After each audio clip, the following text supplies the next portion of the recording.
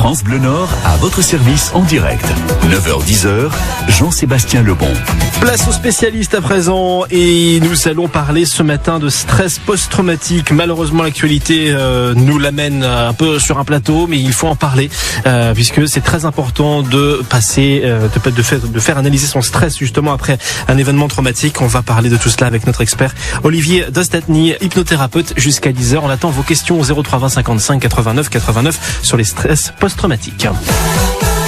Bonjour Olivier. Bonjour Jean-Sébastien. Merci d'être avec nous ce matin en studio. On va parler de l'EMDR. C'est une gymnastique des yeux reconnue par l'Organisation mondiale de la santé dans le cadre du traitement de stress post-traumatique. Tout à fait. On l'a vécu en fin de semaine dernière. Justement, effectivement. Voilà, à Arras avec ce qui s'est passé dans la cité scolaire Gambetta. Hier soir également encore à Bruxelles. Quand on vit des choses comme ça, des événements aussi tragiques, aussi dramatiques, comment on réagit dans les premières minutes? Est-ce qu'il y a un délai d'action quand on est thérapeute ou quand nous, on a vécu quelque chose pour se faire aider, justement? Alors, effectivement, il y a un délai d'action. Comment réagissent les personnes? Dans un premier temps, souvent, c'est un état de sidération. Parce qu'elles sont dans une situation où elles peuvent pas fuir. Vous savez, le cerveau a 3 modes de fonctionnement. Soit tu fuis quand il se passe quelque chose de compliqué, soit tu es en sidération. Ou le 3e mode, c'est là où tout se passe bien et la communication dans le cerveau ne pose aucun problème. Évidemment, dans ce genre de situation, malheureusement, on ne peut pas fuir. On est là face à une situation où on est confiné par la force des choses pour se mettre en sécurité. Et donc, souvent, c'est un état de sidération qui arrive. La sidération, c'est un problème de communication dans le cerveau, en fait, quelque chose d'assez brutal. Et effectivement, il est intéressant de pouvoir prendre en charge la personne quasiment dans les minutes qui suivent. Plus la prise en charge sera précoce, meilleure sera la suite, le pronostic, on va dire, si on veut, pour apaiser les maux de cette personne. Alors justement, on parle de cet état de sidération. Alors on va prendre un exemple concret dans celui où voilà les élèves étaient confinés vendredi. Ils ne peuvent pas prendre la fuite. Ils sont sécurisés, confinés dans l'établissement. Mais cet état de sidération n'a pas le contrôle là-dessus. Donc on peut pas s'en vouloir d'être dans cet état de sidération. Ah non, mais surtout, vous avez bien raison de relever ce point. Surtout, ne pas s'en vouloir de quoi que ce soit. C'est un moment où on peut s'autoriser à réagir comme ça nous vient, en fait. On peut pas contrôler. Et essayer de contrôler les choses, au contraire, ça risque d'aggraver l'état de sidération. Parce que, en fait, dans cette situation, on a un bouleversement hormonal en nous qui fait que le stress intrinsèque augmente de façon fulminante. Et si on essaye de contrôler les choses, au contraire, on va faire pire que mieux. C'est-à-dire que si la personne, dès lors que le contexte sécuritaire, évidemment, est revenu, si la personne a besoin de hurler, il faut la faire hurler. Elle a besoin d'expulser, de faire ressortir des émotions qui l'encombrent et qui sont beaucoup trop fortes pour elle. Alors c'est un exemple parmi tant d'autres, mais voilà, faut vraiment permettre aux personnes de faire ce qui est bon pour elles à l'instant T. Alors quand vous parlez des émotions, c'est quoi? C'est la peur, c'est la colère, c'est la haine, c'est quoi exactement? Quelles sont les émotions qu'on peut ressentir dans ce genre de situation? Alors quand on l'a pas vécu, on peut pas le savoir en fait. Tout à fait, mais c'est un mélange un peu de tout ça. Et puis là, on va rajouter aussi la terreur. La terreur, évidemment, c'est quelque chose de majeur. Après, c'est des émotions qui sont parfois difficiles à reconnaître là tout de suite dans l'immédiat, parce que justement, les personnes sont en état de sidération. Et un deuxième état également qui va se mettre en place, c'est un état de dissociation. C'est-à-dire, c'est un peu comme si on ne revit pas la scène de l'intérieur, mais on regarde, comme si on regardait la scène sur un écran. C'est-à-dire qu'on va se dissocier de notre propre corps, finalement, pour s'éloigner de la charge émotionnelle. Et ça nous permet d'être un peu moins dans la souffrance, en fait. Et dès lors qu'on a cet état de dissociation, ça complique aussi un peu les choses, forcément. Ça fait 2 choses à prendre en charge. Alors justement, c'est dans ce qu'on peut ressentir des fois. J'avais vu quelques témoignages, alors pas sur les événements d'Arras, mais des fois c'est aussi un sentiment de culpabilité en disant j'étais là, j'ai rien fait. Mais on peut pas faire. En fin de compte, comment on peut sortir, comme vous le dites, quand on est dans un état de sidération comme ça, il y a aussi cette sensation post-traumatique de culpabilité, alors qu'en fin de compte, on n'y est pour rien, on ne peut pas s'en vouloir de ne pas avoir pu faire. Oui, alors ça c'est vraiment un système de croyances, notamment de croyances limitantes, qui se mettent en place. J'aurais dû, mais t'étais pas en capacité de.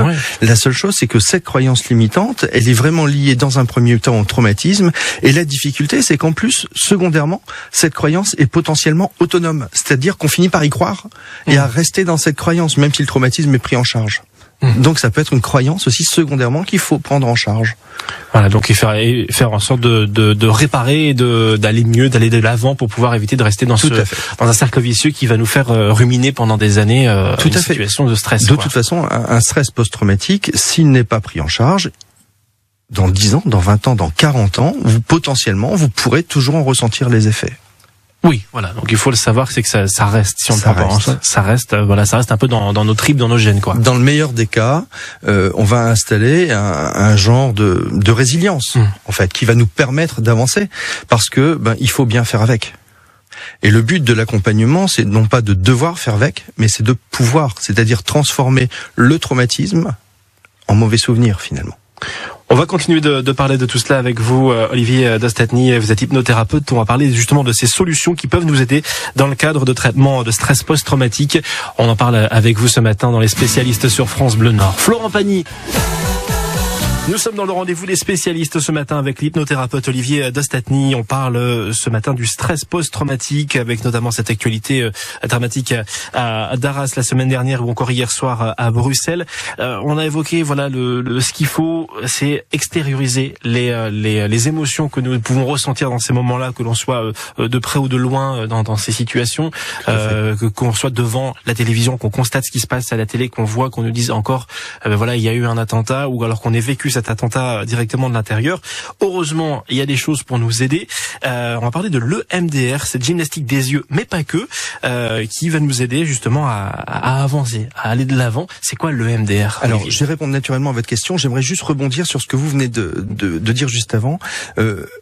Effectivement, les victimes de stress post-traumatique ne sont pas que celles qui ont vécu l'événement.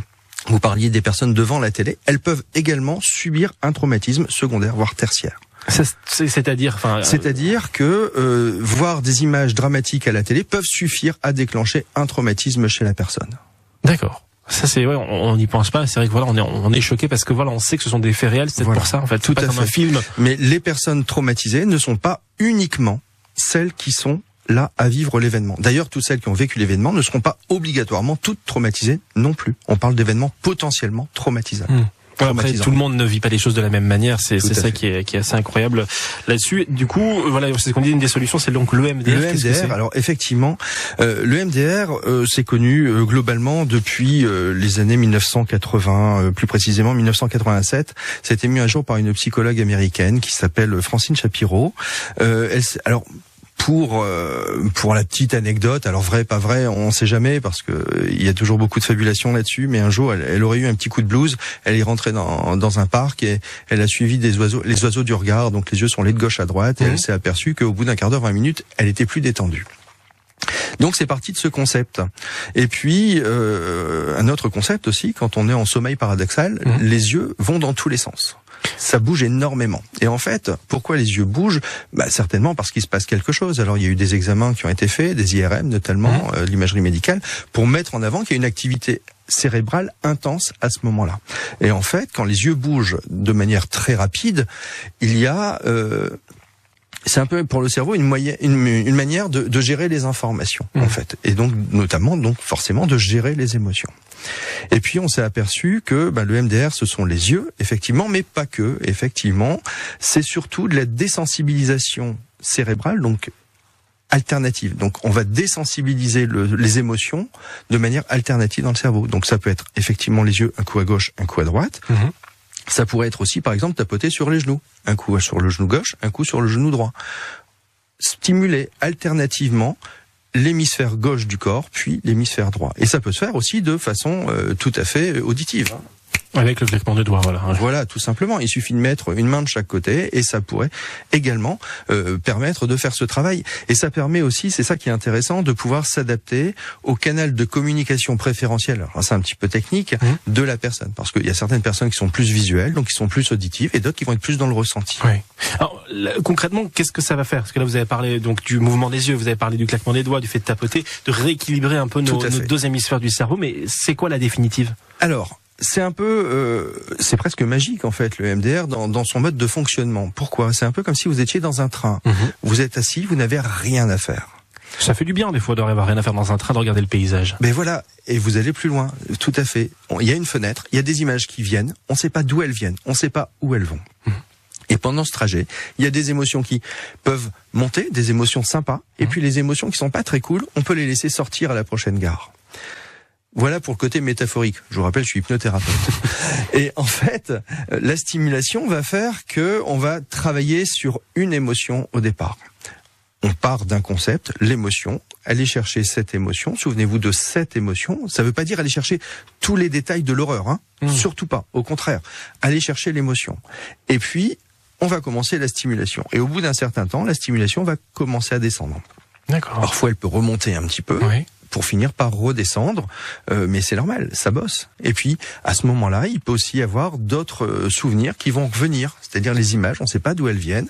Ça peut très bien ramener un autre événement de votre vie, parce que sur un autre événement de votre vie, vous avez vécu une émotion finalement assez identique. Vous parliez de peur, évidemment, on n'a pas de la peur que dans ces situations-là, dans ces situations dramatiques. Donc c'est aussi intéressant, ça veut dire qu'on a tous des casseroles derrière nous, et parfois, on va aller utiliser ce qu'on appelle la capacité, ou ce que j'appelle moi en tout cas l'effet boule de neige, c'est-à-dire on va travailler sur un traumatisme qui n'est pas forcément l'événement le plus compliqué émotionnellement, et ça va permettre d'aborder en utilisant un biais finalement cet effet boule de neige et arriver à travailler aussi bien sur ce petit événement désagréable que sur le traumatisme également. Vous avez des questions justement ou des témoignages autour de traumatismes que vous avez vécu ou vous voulez voir si c'est possible de faire quelque chose avec le MDR, vous êtes les bienvenus au 03 20 55 89 89. On en parle avec Olivier Dostatny ce matin, hypnothérapeute, dans le rendez-vous des spécialistes jusqu'à 10h. On vous attend, c'est Ahmed qui est au bout du fil. France Bleu Nord à votre service en direct. 9h-10h, Jean-Sébastien Lebon. Avec Olivier Dostatny, hypnothérapeute, ce matin, on parle de gymnastique des yeux avec le MDR. Alors pas que les yeux, on a parlé, c'est aussi donc avec le son, avec le toucher. Donc voilà, on utilise nos sens pour pouvoir sortir de situations de stress post-traumatique. On associe souvent cette notion de stress post-traumatique à des événements comme des attentats, des attaques, quelque chose de très violent. Oui. Mais on en parlait hors antenne, il ne faut pas minimiser nos tracas du quotidien, nos problèmes du quotidien. C'est pas parce que je vais pousser l'exemple à l'extrême, excusez-moi. Allons-y. On a cette chance-là, nous, en France, de pas avoir de bombes sur la tronche qui nous tombent dessus. On a des attaques terroristes, mais c'est pas parce que quelqu'un trébuche dans la rue, se fait très mal, mais se relève tout de suite, qu'il faut minimiser ce qui s'est passé parce que d'autres se sont pris des choses beaucoup plus graves. C'est ça qu'il faut penser à ça. Il n'y a pas de petit traumatisme. Le traumatisme, c'est déjà quand il se passe quelque chose et qu'après les choses sont différentes. Oui. Donc ça peut être effectivement je trébuche dans la rue, et ça va ruminer aussi. Ça veut dire que potentiellement par la suite, quand je vais repasser au même endroit, je vais toujours ça va me revenir. Le souvenir va revenir instantanément, alors que c'est un truc complètement banal finalement. C'est ça, on a trébuché, on a glissé sur une peau de banane, un truc du genre. Et du coup, même derrière, vous pourriez très bien commencer à mettre en place un mécanisme de TOC. Trouble obsessionnel compulsif, voilà. C'est ça. Ouais. C'est-à-dire des mécanismes de défense pour éviter que cette chute puisse reprendre le pas. En fait, ça pourrait être ça, ou bien ce jour-là il y avait une peau de banane par exemple juste à côté. Maintenant je déclenche une phobie des peaux de banane. On peut déclencher, là on pousse l'exemple un peu à quelque chose qui pourrait paraître. Mais je suis même pas dans l'extrême en fait. Je ne suis pas dans les extrêmes. C'est-à-dire que les événements les plus simples, les plus anodins en apparence, peuvent très bien déclencher un traumatisme. Alors, si on voulait vraiment mettre une gradation, on va évidemment pas comparer une peau de banane à un attentat, naturellement, ce serait complètement inconcevable. Mais par contre, d'un point de vue mécanisme psychique, les mécanismes de défense, les principes de mécanismes de défense qui vont se mettre en place, ce sont les mêmes. Et on va retrouver d'ailleurs les mêmes émotions, naturellement à un degré moindre, mais on va retrouver des émotions. Et quand tout à l'heure je vous disais qu'on va utiliser justement les petits souvenirs pour aller travailler sur les gros, on pourrait très bien travailler là-dessus pour aller travailler sur quelque chose de plus fort pour éviter que ce soit trop souffrant pour la personne. Parce que voilà, quand il se passe quelque chose, il y a une émotion, je prends un tout bête de quelqu'un qui tombe dans la rue. Alors soit on se fait un petit bobo et tout ça, ou aussi on a le regard des autres, on peut se sentir un peu humilié d'avoir trébuché, de se dire mince, j'ai été ridiculisé, je me sens ridicule. Et c'est ça, de l'estime de soi. Voilà, l'estime de soi, la confiance en soi qui prend un sacré coup. Quels conseils justement, quelles sont les petites choses à faire pour que ce soit un petit ou gros problème, même si on ne minimise pas le petit problème, à faire au quotidien qu'on peut pour réguler véhiculer tout ça? Alors déjà, dans un premier temps, ça va être d'en parler. La communication, là, c'est ce qui se fait, par exemple, avec les attentats, naturellement, dans un premier temps. Donc on en parle, quitte à en rire, peu importe, mais on en parle. Dédramatiser. On dédramatise. Et au-delà de ça, c'est surtout permettre à l'état de sidération de ne pas se mettre en place. C'est-à-dire que le cerveau, il est là pour traiter de l'information. Donc en parler, on le force à traiter de l'information. Ça va être aussi, par exemple, un exercice très très simple que tout le monde peut mettre en place. On va tous faire des courses. Faites-vous une liste de courses. Posez-la de côté, prenez un papier vierge et réécrivez la liste de courses. Une fois, voire 2 fois sans le modèle. Vous allez forcer votre cerveau à travailler. C'est quelque chose de tout simple. Ouais. Tout le monde peut le faire. On travaille la concentration, en fin de compte. On travaille la concentration, on travaille toute la cognition de manière générale, en fait. Donc ça, c'est quelque chose d'assez simple à faire. Buvez bien de l'eau, évidemment. Et essayez de limiter tous les excitants comme le café. L'eau va permettre, c'est tout bête, je bois, j'urine, tout simplement. On filtre avec les émotions, via les reins, tout ça. En fait, quand on a un état de stress, on produit énormément de cortisol. Le cortisol, pour l'éliminer, c'est pas compliqué. Il faut uriner, donc je bois.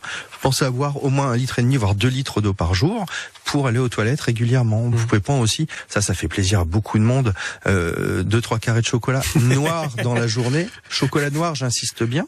Oui, mais également une petite poignée de fruits à coque, par exemple, parce que vous allez aller tirer à l'intérieur des éléments qui sont vraiment nécessaires pour l'équilibre du corps. On n'a pas hésité à se faire du bien, à se faire plaisir, quoi. Ça, c'est fondamental. Merci Olivier Dastatny d'être venu ce matin pour parler de tout ça, de stress post-traumatique. Vincent, un de nos réalisateurs qui vient de passer avec des fruits à coque et qui est tout content d'en manger. Avant de se quitter, samedi 25 novembre à Biache-Saint-Va, vous nous donnez rendez-vous pour une soirée thématique d'hypnose. Alors, d'hypnose et pas que, une fois. Il y a 3 ateliers. Le premier, effectivement, je vais parler d'hypnose, expliquer les différents courants de l'hypnose, l'historique de l'hypnose, etc. Ce n'est pas un spectacle, j'insiste bien. Vous n'êtes pas Mesmer. Je ne suis pas Mesmer, je sais faire de l'hypnose de spectacle, mais ça m'amuse pas. La deuxième partie, on va parler justement du traumatisme de manière générale. On va expliquer ce qui s'est dit ici, puis j'irai peut-être un peu plus loin pour répondre aussi à des questions. Et la troisième partie, ça va être une version un peu plus spirituelle de l'hypnose, comment appréhender le deuil. Je vous accueillerai avec énormément de plaisir. Je vous demande juste de vous inscrire en fait sur mon site internet hypneas.fr, hypneas.fr. Merci beaucoup Olivier. Naturellement, c'est gratuit. Rendez-vous donc samedi 25 novembre, donc à partir de 17h à rue Gambetta, c'est le Jean Moulin à Biache-Saint-Va. Belle journée à vous Olivier. Merci beaucoup. À très vite. À très bientôt. Au revoir.